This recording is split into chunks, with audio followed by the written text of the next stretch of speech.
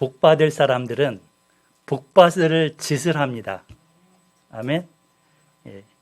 하나님께서는 그 마음에 맞도록 행동하는 사람을 정말 기뻐하시고 복을 주시기 때문입니다. 특별히 가난한 자에 대해서 손을 펴고 이렇게 돕는 자를 하나님은 복을 주십니다. 그리고 그 삶을 보장하시겠다고 약속하십니다. 이 부분은 10계명 가운데 네 번째 계명이 뭐예요? 안식일을 기억하여 거룩하게 지키라. 그 계명의 실천에 대한 말씀입니다. 이스라엘이나 우리들은 이런 절기를 지키는 것을 정말 중요하게 여깁니다. 그죠? 다음 주에도 절기를 지킵니다. 설, 명절. 예. 우리나라는 두 번의 설을 지내요. 신정, 구정해서. 그러나 마음속에는 이 구정이 진짜 설이다. 이렇게. 그래서 대부분 이 명절을 지키기 위해서 각자 고향으로 이렇게 가족과 함께 보내려고 내려갑니다. 설 빔도 입고 꽃가옷. 그러니까 옛날에 저희 어머니는 항상 새 양말을 딱 준비해서 그거를 신도록 도와해 주셨습니다. 떡국도 먹고 한 살을 더 먹고 세배를 하면서 서로 간에 새해 복 많이 받으세요. 이렇게 복을 빌어줍니다. 고향에 내려가시는 분들을 잘 다녀오시기 바랍니다. 이처럼 성경에도 여러 명절, 절기가 있습니다. 가장 기본이 어떤 절기냐면 안식일입니다. 우리로 치면 주일입니다. 일주일마다 돌아오는 이 날을 따로 떼서 쉼을 갖습니다. 기독교가 우리나라에 들어오기 전에는 안식일의 개념이 없었습니다. 열흘 단위로 한 달을 나눴습니다. 상순, 중순, 초순. 특별히 쉬는 날이 없었습니다. 하지만 기독교가 들어오면서 일주일의 개념이 생겼습니다. 이 안식일의 연장선이 곧 이제 안식년이라는 제도입니다. 이 안식일이 7일에 한 번씩 이렇게 쉬는 것처럼 1년, 2년, 3년, 4년, 5년, 6년 지난 다음에 7년째는 안식하는, 안식일이 있는 것처럼 뭐라고요? 안식년이 있습니다. 그 안식일은 이제 사람이 쉬는 거잖아요. 그러나 이 안식년은 땅이 쉬는 겁니다. 땅도 매년 경작을 했기 때문에 그 작물을 내려고 열심히 일을 했죠. 6년을 열심히 일을 했습니다. 한 1년은 쉬어주라는 겁니다. 그 해에는 농사 짓지 않고 땅을 그냥 놔둡니다. 마치 이거를 휴경지라고 하죠. 휴경지. 근데 나라 전체의 땅을 다 휴경시키는 겁니다. 그래도 여기에서 작물이 나오겠죠. 과일도 나오고 포도, 무화과, 그리고 또 밀, 보리 이런 것들도 나옵니다.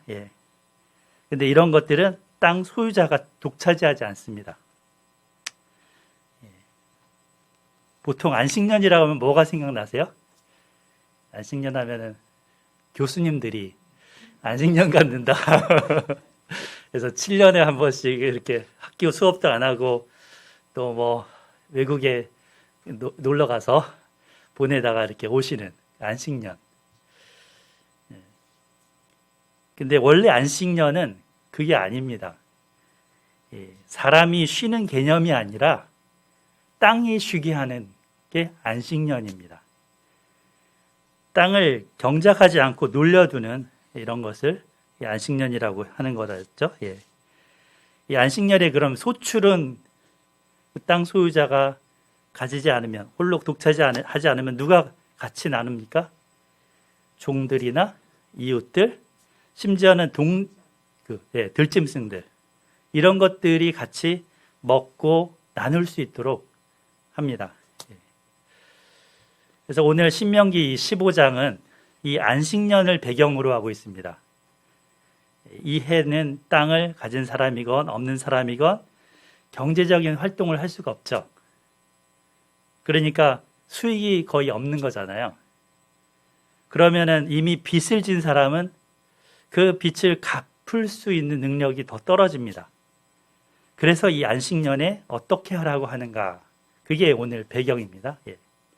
1절을 같이 한번 볼까요? 매 7년 끝에는 면제하라.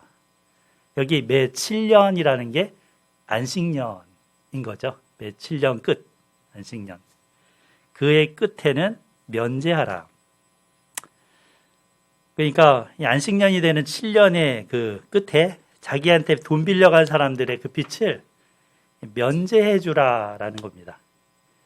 이 면제라는 말은 놓아주라, 내던져라, 포기해라, 이런 의미라고 합니다.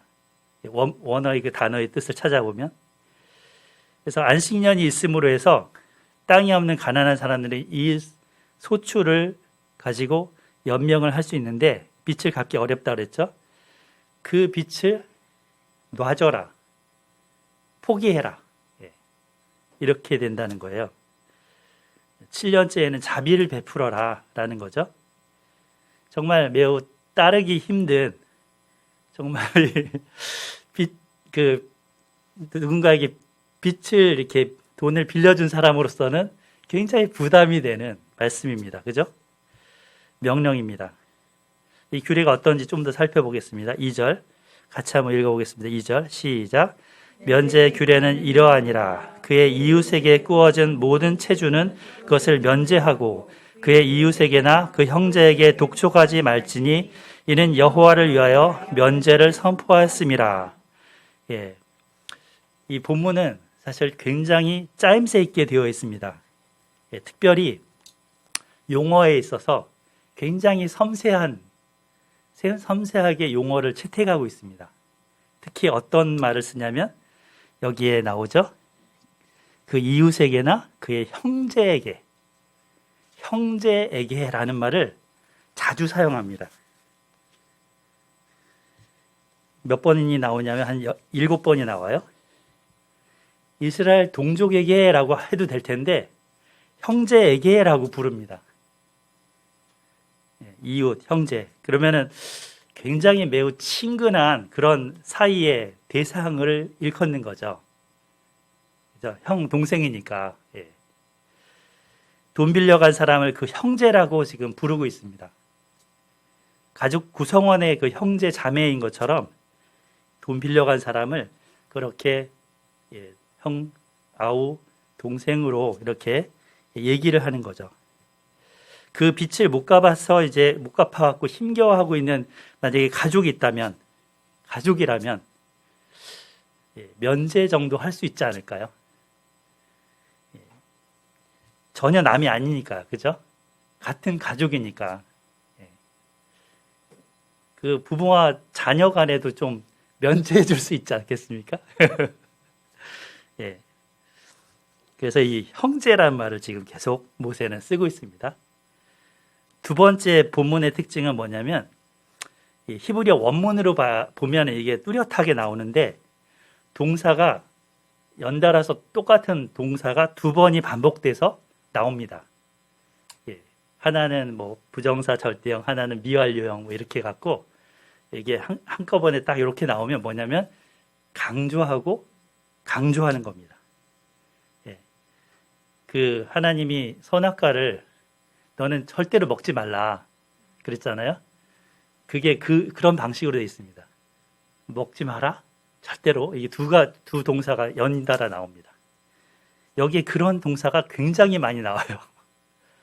번역가는 이거를 반드시라는 말을 넣어서 번역했습니다. 자, 이 신명기에서 이번 장이 그게 제일 많은 그런 장이 됩니다. 한 몇 구절만 한번 살펴보겠습니다. 4절. 네가 만일 네 하나님 여호와의 말씀만 듣고 내가 오늘 네게 내리는 그 명령을 다 지켜 행하면, 여기 보면은 4절 끝에 말씀만 듣고라는 말이 있죠. 이게 말씀을 반드시 듣고, 그러니까 듣고 이렇게 나온 거예요. 들으라 이런 식으로. 그 다음에 8절도 보면 8절 넘어가 볼게요.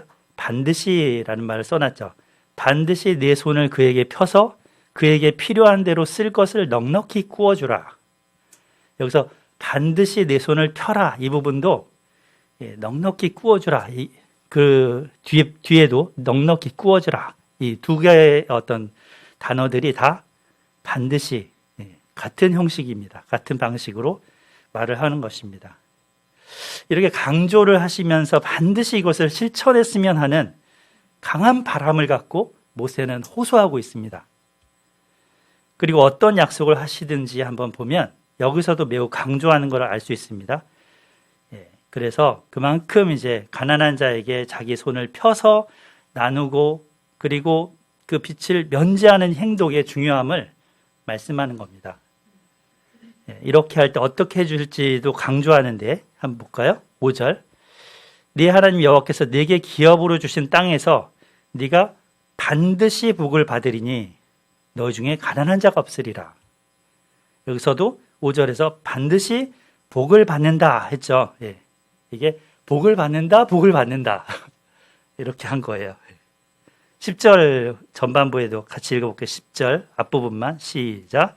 너는 반드시 그에게 줄 것이요 줄 때에는 아끼는 마음으로 품지 말 것이니라.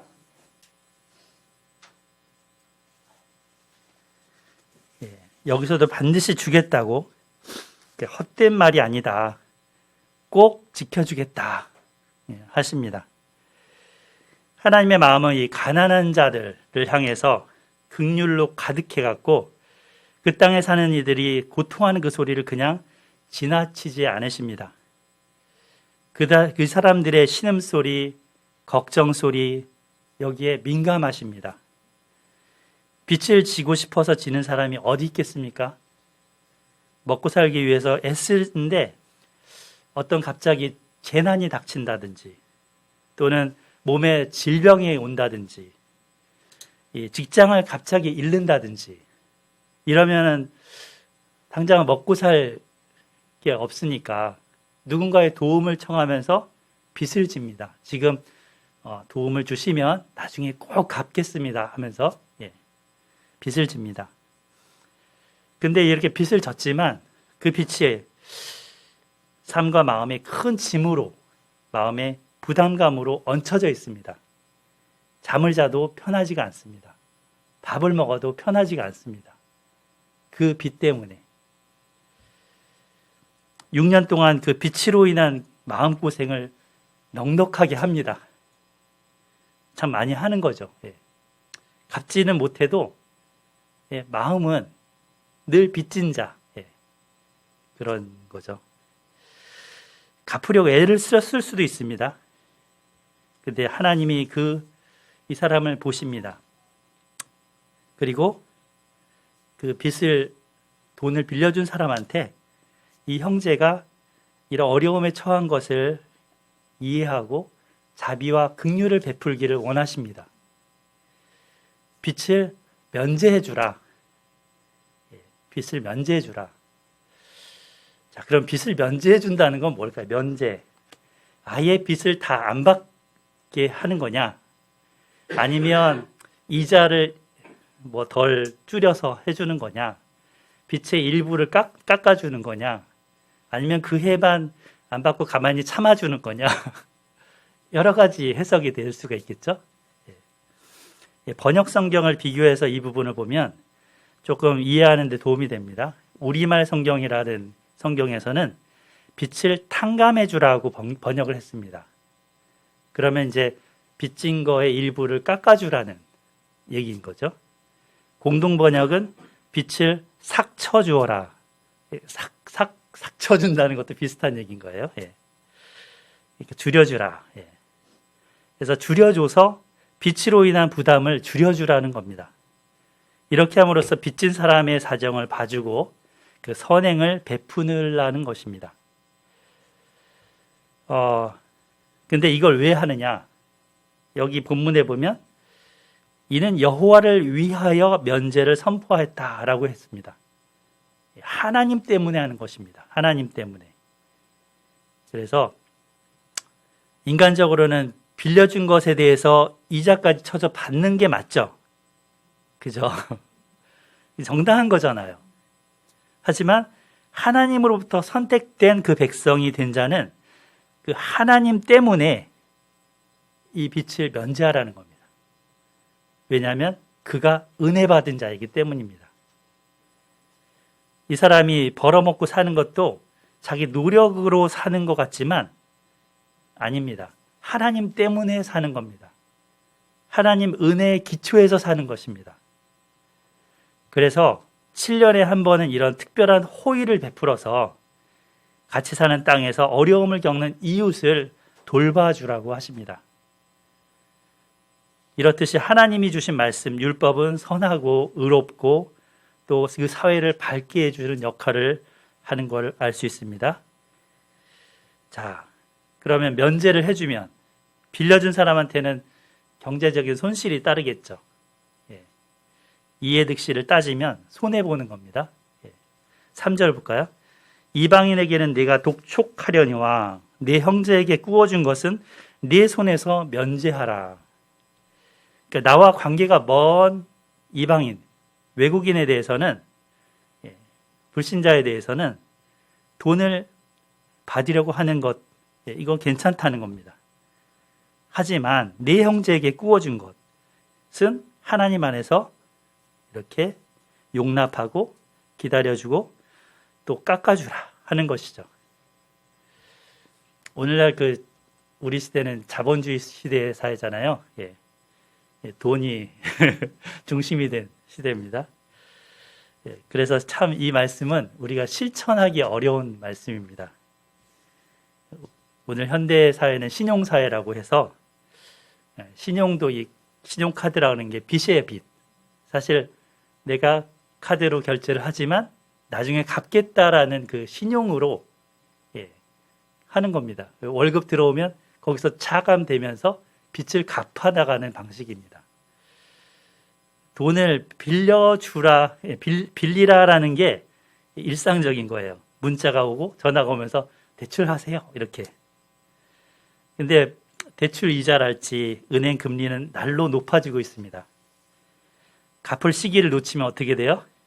이자가 하루 다르게 올라갑니다. 현대사회는 돈을 놓고 돈 먹기, 그리고 이해타산을 따지면서 사는 사회이기 때문에 점차 가난한 사람은 더 가난해지고 부자인 사람은 더 그 돈으로 눈덩이처럼 불리면서 부자가 되는 그런 사회가 돼갑니다. 각자 자기의 이익을 추구하는 데 열심입니다. 그래서 모두가 인정에 목마르고 굶주려 있습니다. 누구나 빈손으로 태어났지만 빈손으로 왔다고 생각을 안 합니다. 왜? 흙수저, 금수저, 은수저 다 다르다는 거예요. 부모의 경제적인 수준에 따라서 그 인생이 다르다는 겁니다. 빈손으로 나왔어요? 물론 빈손으로 갑니다. 그러나 삶은 어떤 사람은 금수저로 살고 어떤 사람은 흙수저로 산다는 거예요. 빚져서 신음하고 어려움을 겪으면서 한평생을 이렇게 끝내는 사람들이 있다는 거죠. 얼마나 우울하고 비참합니까?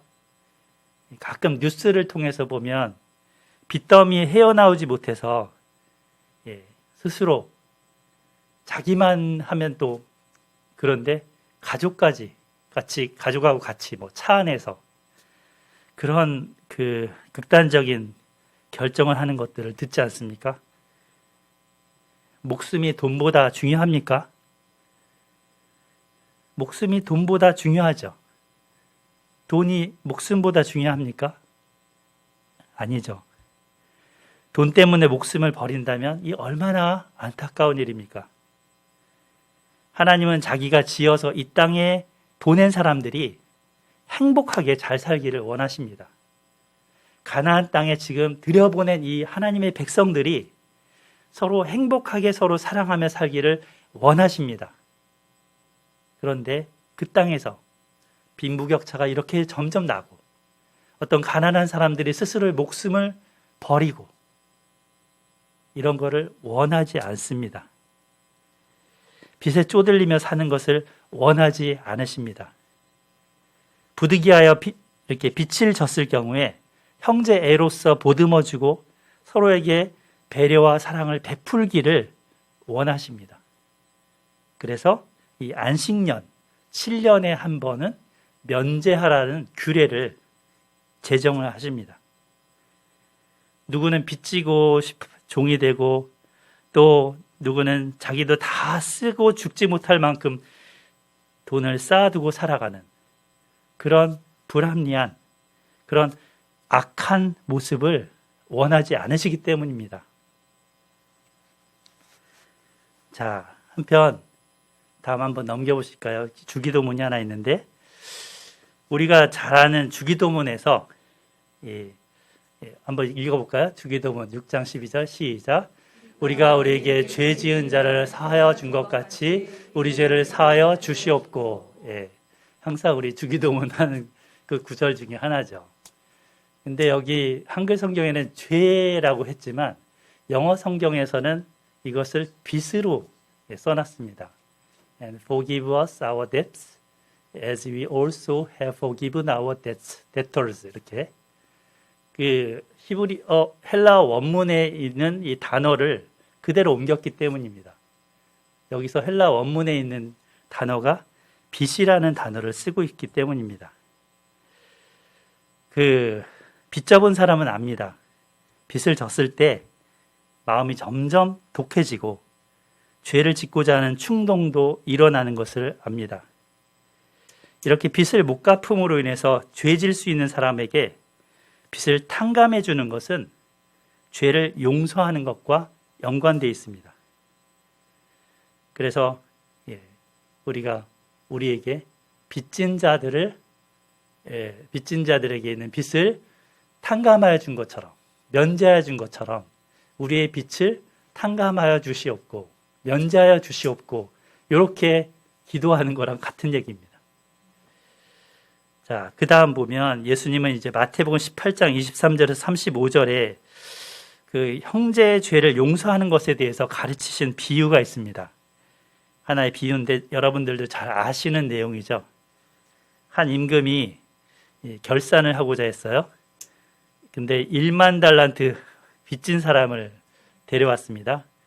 빚을 갚으라 했는데 이 사람에게 그런 빚을 갚을 능력이 없다는 것을 보았습니다. 이 임금은 그 사람을 불쌍히 여겨서 빚 그럼 없던 거로 하자. 그래서 탕감하여 주었습니다. 놀라운 결정이죠. 이 1만 달란트는 일당으로 치면 약 16만 년을 일을 해야 하는 값이라고 합니다. 16만 년을 사실 수 있는 분 있어요? 100년도 다 살기 힘들 텐데 1만 년도 그런데 16만 년 그것도 일을 그동안 계속해서 모은 다음에 하나도 안 쓴 다음에 해야 갚을 수 있는 돈입니다. 엄청나죠? 임금은 큰 자비를 베풀어 주었습니다. 근데 이 이제 빚을 탕감받은 은혜 받은 이 사람이 풀려났는데 어떤 일이 일어납니까? 그가 나가서 자기한테 100데나리온 빚진 동료를 한 명 만납니다. 근데 이 빚은 얼마 정도 되느냐?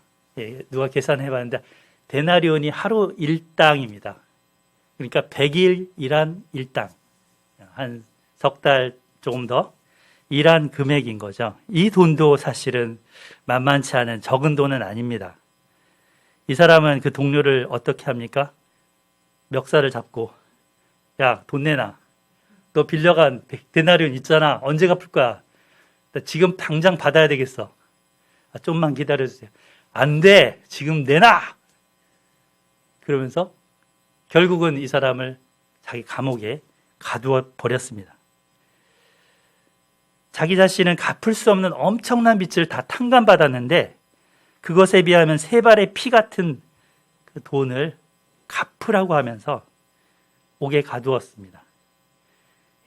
상식적으로 봐도 너무한 거죠. 이걸 옆에서 본 동료가 참 너무한다 싶어갖고 일러 바쳤습니다. 임금님한테. 자초지종을 들은 임금이 심히 노해서 그 사람을 불러 말하죠. 이 악한 종아, 네가 빌기에 내가 네 빚을 전부 탕감해 줬는데 내가 너를 불쌍히 여긴 것처럼 너도 네 동료를 불쌍히 여기는 게 마땅치 아니하냐? 그러면서 이렇게 그 빚을 다 갚도록 16만 년 동안 되는 그 빚을 다 갚도록 그를 옥졸에게 넘겼습니다. 그러면서 예수님의 결론입니다. 너희가 각각 마음으로부터 형제를 용서하지 아니하면 나의 하늘아버지께서도 너희에게 이와 같이 하시리라. 우리는 매일 살아가면서 누군가에게 빚이나 죄를 짓고 또 누군가가 나한테 빚이나 죄를 짓고 살아갑니다. 하나님께 나의 죄가 용서함 받기를 원한다면 나부터 그 형제를, 자매를 용서하는 삶을 살아야 합니다. 사실 우리는 이미 하나님 아버지로부터 1만 달란트 빚을 탕감받은 이 사람과 동일한 사람입니다. 어떻게 해요? 예수님이 우리 대신 자신의 모든 살과 모든 피를 다 내어주시고 죽으심으로 인해서 하나님께 갚을 수 없는 그 죄의 빚을 다 탕감받게 하셨습니다.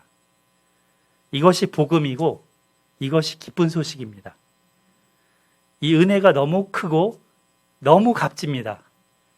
근데 너무 커서 이해를 못해요. 감이 안 와요, 그냥. 그리고 실생활 속에서 형제 자매를 용서하는 것, 그거는 또 다른 문제가 되고 있습니다. 그거하고 연관시키지를 못해요. 이 비유에 따르면 용서하면서 살지 않으면 우리를 용서하셨던 그 빚을 탕감하셨던 것을 어떻게 하시겠다고요? 취소하겠다. 없던 것으로 해버리겠다. 그런 것처럼 보이지 않습니까? 예수님 피값으로 다 용서하셨었지만 그거 다 없던 일로 할래. 그리고 옥졸에게 넘기니라. 내가 하나님께 진 빚을 탕감해달라고 구할 수 있으려면 나의 형제가 내게 잘못한 것, 나의 자매가 내게 잘못한 것, 빚진 것을 탕감해 줄 수 있어야 합니다. 이것이 하나님이 갚을 수 없는 죄의 빚을 다 감액받은 자의, 하나님으로부터 그 감액받은 자의 자세입니다. 대체로 우리는 타인의 작은 잘못에 대해서는 넘어가지 못하죠. 두고두고 마음에 새기죠. 그리고 비난하거나 누구에게 험담하는 경우들이 종종 있습니다. 그러나 이런 자세를 고쳐야 할 것입니다. 내가 얼마나 큰 빚을 다 탕감받았는지 먼저 기억합시다. 그리고 가족 간에, 친구 간에, 직장 동료 간에 내게 잘못한 사람을 힘써 용서하고 그 빚을 탕감하는 저희 모두가 되기를 소망합니다. 아멘. 예. 자, 신명기 15장의 빚 면제에 대한 규례가 단순히 갚을 돈을 안 받아주는 것, 거기에 그치는 게 아닌 것을 배울 수 있습니다. 자, 보실까요? 4절, 5절 다시 한번 봅니다. 네가 만일 네 하나님 여호와의 말씀만 듣고 내가 오늘 네게 내리는 그 명령을 다 지켜 행하면 네 하나님 여호와께서 네게 기업으로 주신 땅에서 네가 반드시 복을 받으리니 너희 중에 가난한 자가 없으리라. 하나님이 주신 이 면제 규례를 어렵지만 순종해서 행한다면 반드시 복을 받습니다. 하나님이 보증하십니다. 이렇게 살면 그 땅에서 가난한 자가 없어질 것이다 라고 하십니다. 최고의 그 복지 제도가 이 긍휼과 사랑에 기초한 돌봄에 있는 거죠. 예. 이웃과 형제의 어려움을 이해하고 조금이나마 그 짐을 가볍게 해주면 이 복이 부메랑이 돼서 선을 베푼 그 사람한테로 돌아옵니다. 그죠? 슉 던졌는데 그 사람한테 선행을 베풀었는데 그 선행의 대가가 나한테 돌아오는 거죠. 그래서 그 사회가 복을 받습니다. 또 여기 보면은 너희 중에 가난한 자가 없으리라. 가난한 자가 없다. 가난한 자가 없다는 것은 정말 공산주의도 추구하는 바지만 이상적인 모델 아닙니까? 유토피아. 근데 현실적으로는 이게 따라가기 어렵다라는 것을 모세도 알고 있습니다. 그래서 11절 가면 반대되는 말씀이 나와요.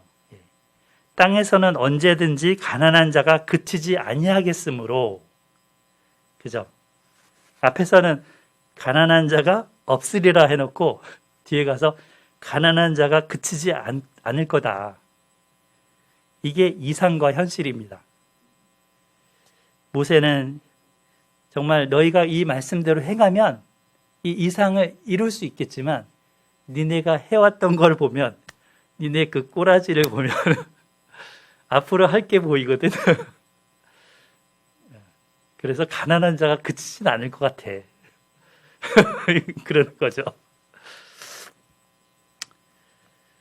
자, 이 모세는 형편이 나은 자가 그 가난한 자를 배려해야 한다는 걸 강조하면서 이제 몸의 신체를 이용해서 자비를 베풀 것을 표현합니다. 여기 보면 손이라는 거, 마음이라는 거, 눈이라는 거, 이 세 가지 신체 기관을 써서 말을 합니다. 그래서 면제한다라는 말을 문자 그대로 하면 면제한다, 손을 놓는다라는 표현이에요. 이게 히브리어를 우리말로 번역한 게 면제하다지, 히브리어 원문 그 단어는 손을 놓다, 손을 펴다 이런 단어예요. 그래서 요거를 또다시 이제 7, 8절에는 그대로 표현을 해놨습니다. 7절, 8절에는 네 손을 움켜쥐지 말고 반드시 그 네 손을 그에게 펴서, 이렇게 나오죠. 펴서 그에게 필요한 대로 쓸 것을 넉넉히 구워주라. 손을 움켜쥐지 말고 네 손을 그에게 펴라. 오늘 설교의 제목이 내 손을 펴라, 손을 펴라는 거죠. 돈을 움켜쥐고 놓지 않으려는 거, 그 욕심을 이렇게 가지고 쥐고 있는 그 힘을 놓으라 라고 권면합니다. 옛날에 제가 설교 중에 마틴 루터가 말했던 회개 한번 얘기를 한 적이 있습니다. 기억나시나요? 머리의 회개가 있고 마음의 회개가 있지만 세 번째 회개는 지갑의 회개다. 그래서 지갑의 회개는 머리의 회개와 마음의 회개를 증명해 주는 거다. 이게 마틴 루터가 한 진짜 회개의 개념이라 그랬죠. 손의 연장인 이 지갑을 펴서 쓸 것을 빌려주고, 못 갚더라도 독촉하지 말고 기다려주고, 아주 못 갚을 형편이라면 면제해 주라는 거죠. 이것이 하나님이 주신 땅에 살아가면서 그 복을 나만 받아서 누리지 않고 복을 나누는 그런 삶의 자세입니다. 또 마음에 대해서도 얘기를 하십니다. 지금 손에 대해서 얘기했다면 마음에 대해서, 마음은 이제 의지를 좌우하는, 행동을 좌우하는 거잖아요. 마음에 따라서 7절에 보면 내 마음을 완악하게 하지 말며 라고 했습니다. 내 마음을 단단하게, 강하게 하지 말라는 거죠. 이건 부정적으로 강하게 하지 말라는 거죠.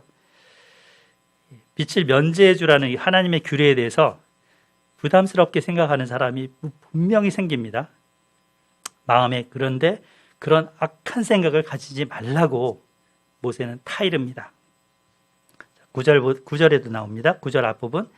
삼가 너는 마음에 악한 생각을 품지 말라. 이 마음의 악한 생각을 조심해야 된다는 거죠. 악한 생각을 이렇게 보니까 벨리알이라고 써 있어요. 벨리알. 벨리알 어디 들어보지 않았어요? 불량배. 그러니까 불량배의 마음을 갖지 말라라는 거죠. 이런 악한 마음이 언제 생길까요?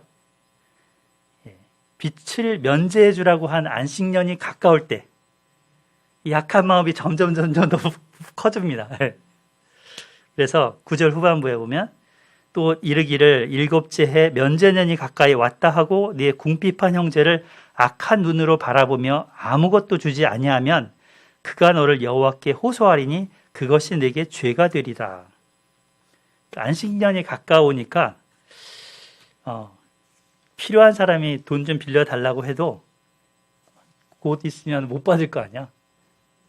그러면서 나 돈 없어. 그러면서 시침이 떼면서 나중에 못 받게 될 거를 생각하고 아예 빌려주지 않는 그런 생각을 가질 수 있습니다. 이게 악한 마음이라는 거죠. 그리고 그 궁핍한 형제를 향해 악한 눈을 드는 것입니다. 우리의 눈, 우리의 손, 우리의 마음은 어때야 합니까? 하나님의 뜻에 합당해야 합니다. 이기적이고 자기중심적이 되면 현실적으로 가진 것처럼 살 수는 있지만 사실 남는 것이 없는 인생이 되고 맙니다. 이렇게 이기적으로 막 살면 뭔가 자기가 행복하고 자기가 뭔가 그 땅에서 잘 살 것 같지만 오히려 반대가 됩니다. 속은 점점 더 가난하게 됩니다. 손에 안 보려고 살다가는 오히려 하나님 앞에 또 죄인이 될 수 있다고 경고했습니다. 보물을 땅에 쌓아두면 도둑이 와서 훔쳐갈 수 있겠지만 영원한 하나님 나라를 위해서 마음과 시간과 열정을 들이면 하나님이 갚아주시기 때문입니다. 그 사도 바울이 에베소에서 밀레도에서 장로들을 만나서 얘기를 할 때 하는 구절 중에 이런 구절이 있습니다. 주 예수께서 말씀하신 바 주는 것이 받는 것보다 복이 있다 하심을 기억하여야 할지니라. 우리 이발 목사님 계신데 제가 그 대학 때 이 말씀 가지고 짜게 훈련을 받았습니다. 맨날 받을 생각만 하면서 사니까 주는 훈련. 일주일 동안 뭘 줬는지 써서 내라고. 네, 마음을 찢어 넓히는 훈련을 하셔서 감사합니다. 자, 그래서 하나님께서는 이렇게 가난한 자를 불쌍히 여기면 하나님께 구워주시는 거라, 구워주는 거라고 하시면서 나중에 하나님이 갚아주겠다 말씀하십니다. 잠언 말씀이죠. 안식년을 지키면서 산다는 것은 이것처럼 이웃사랑을 하면서 구체적으로 사는 것입니다.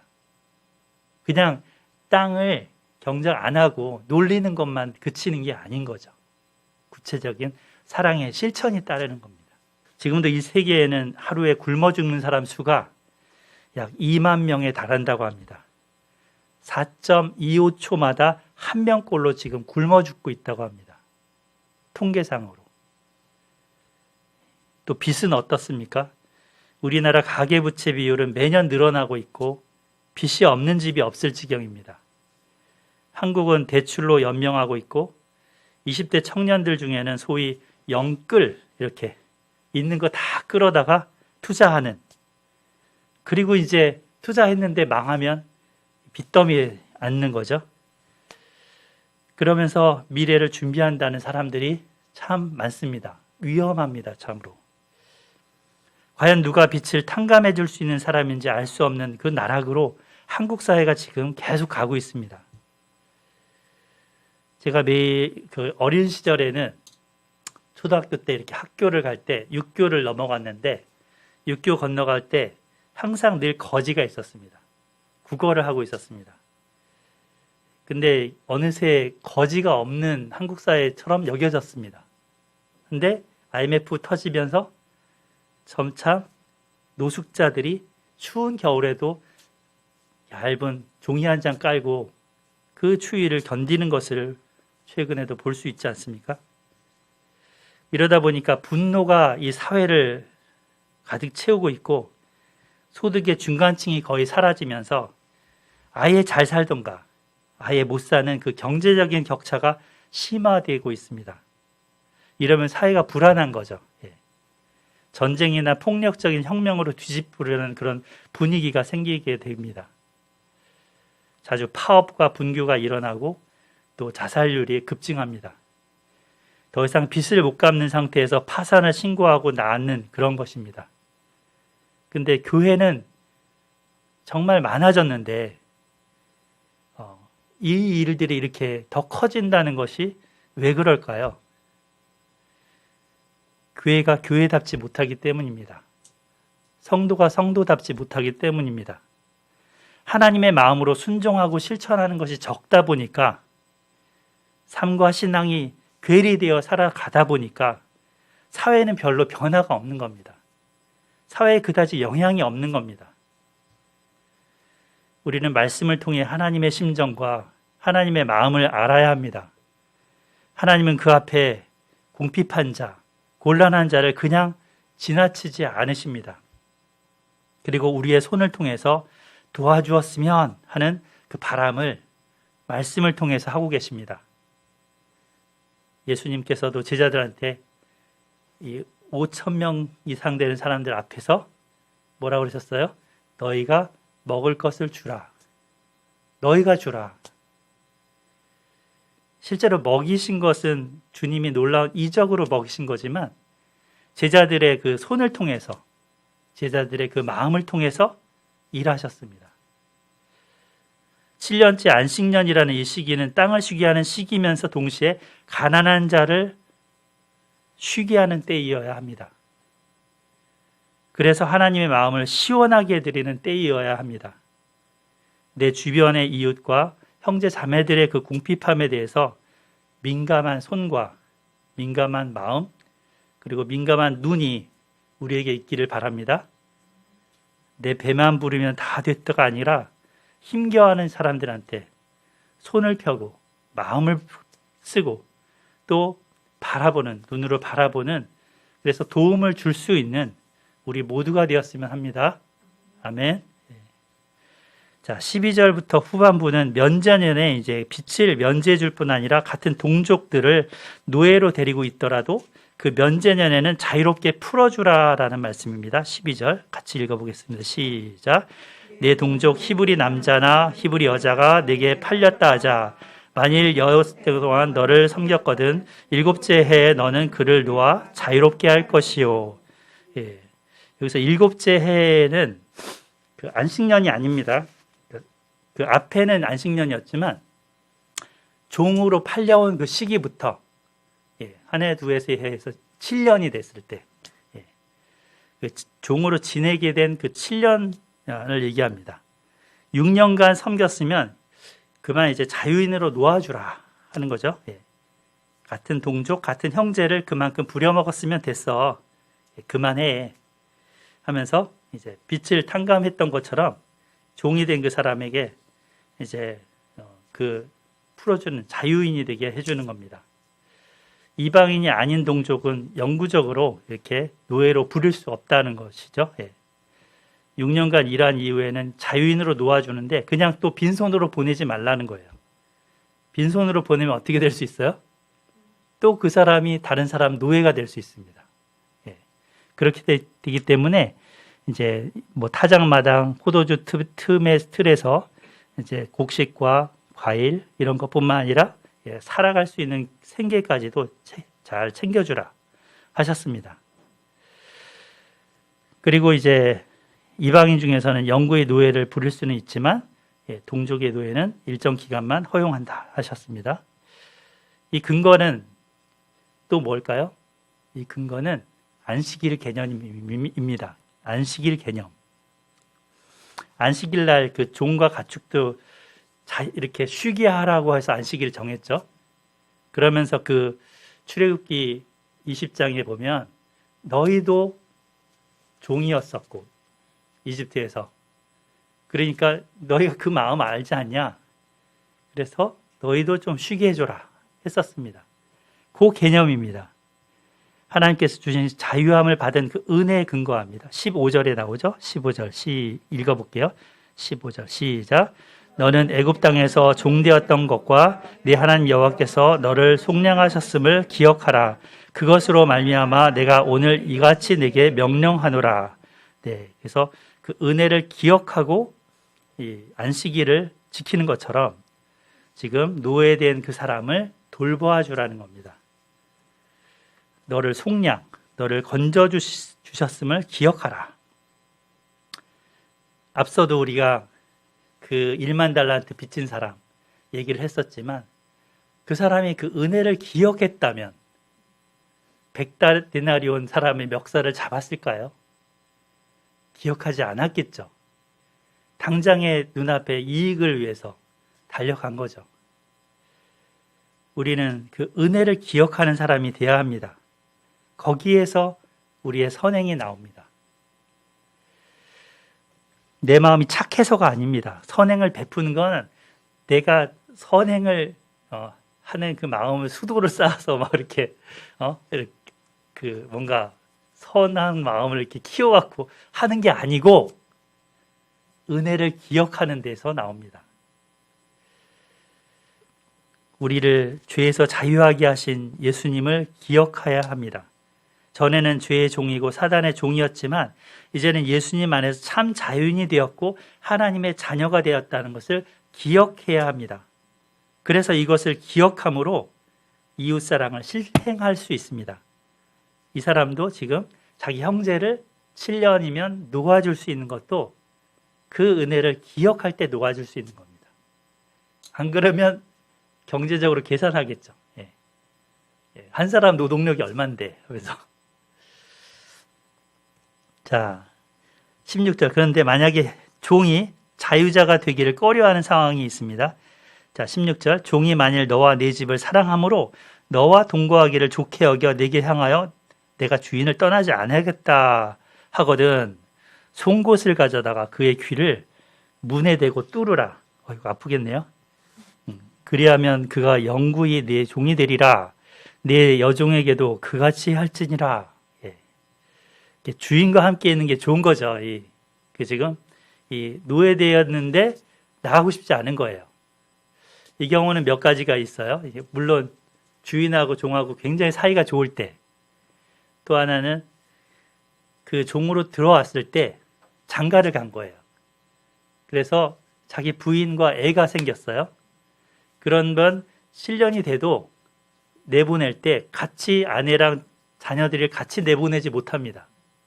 주인은 그럴 의무가 없습니다. 그 남자만 보냅니다. 그러면 이 사람은 자기 아내나 자녀들을 놓고 떠나기 싫겠죠. 그럴 경우가 생깁니다. 그러면 이제 하나의 절차를 거쳐야 돼요. 재판관에게 같이 가서 문에다가 귀를 대고 구멍을 뚫습니다. 저기는 대못을 박았는데 되게 아플 것 같아요. 이 사람을 문에 박는 것처럼 영구히 주인의 종이라는 것을 공식화하는 겁니다. 여기 이제 노예들 얼굴에 보면은 노예 노자가 써 있잖아요. 인두 같은 거를 저렇게 지졌다고 그래요. 옛날에는. 그래서 도망가도 알 수 있게 노예다라는 거를. 그런 것과 비슷합니다.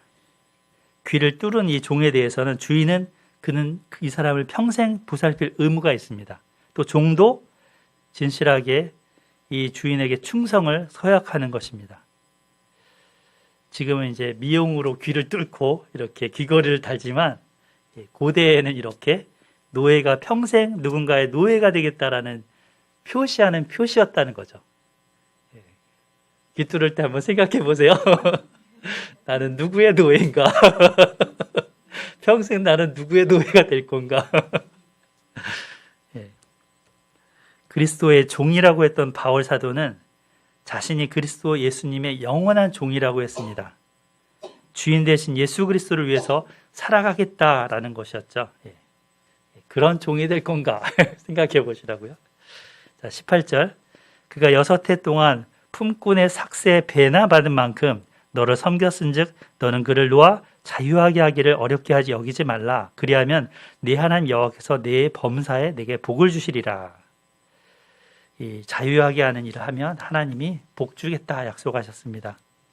그래서 더 많은 이득을 이제 하나님 채워주시겠다는 거죠. 19절부터 23절까지는 이제 첫 새끼를 구별해서 하나님께 드리라는 건데, 제물로.